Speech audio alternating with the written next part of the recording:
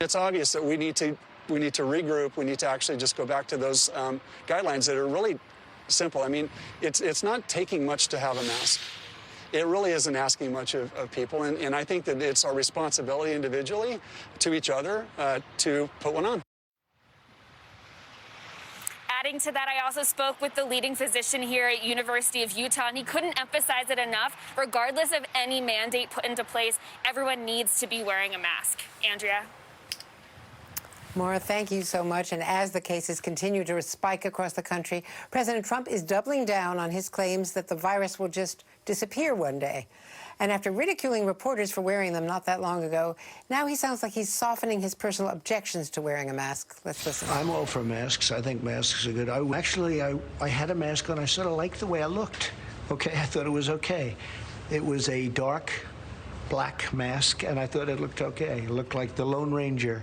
But no, I have no problem with that. I think, and if people feel good about it, they should do it.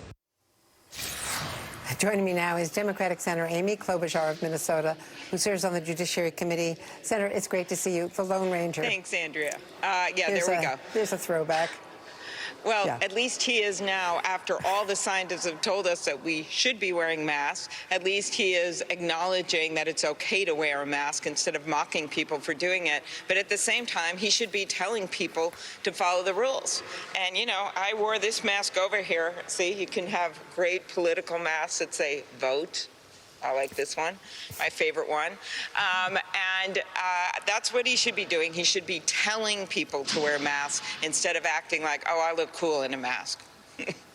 You know, he is what he is. You know, your family went through a lot because of this COVID-19. Your husband, and now I read your father also had suffered it. He has it. I mean, you know, he's 92. Up close. Yeah. He has it now. Mm-hmm. Well, I really hope he's doing well, because you know what that isolation is like and what happened when your husband had it. Yes. This is nothing to mess around with. Yeah, it's a really serious matter, and the president has put disinformation out there all the time, telling people to swallow bleach, making jokes about it, doing rallies and events where people are standing right next to each other. He just keeps it up. And every single person in America now, Andrea, knows someone that's had it. In my case, yes, my husband was in the hospital. My dad is in assisted living. I got to see him what I thought might have been the last time, but he's still hanging in there through some glass with a speakerphone in his room in the assisted living. That's what so many Americans are going through right now, standing outside of a window, maybe saying goodbye for the last time like that. That's the right thing to do. It's a safe thing to do. But for the president to be belittling the science and belittling it, people are seeing through it. I think that's why you see Joe Biden doing so much better right now, as he's talking about beating the president by large margins in so many states in the polls. Why is that?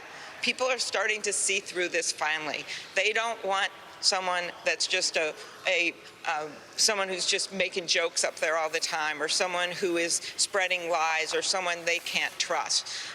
They don't want to be entertained anymore because their jobs are on the line. They don't want to hear lies anymore. I think more and more people are saying we got to replace this guy, and that's what you're seeing where the public is on this. I want to ask you also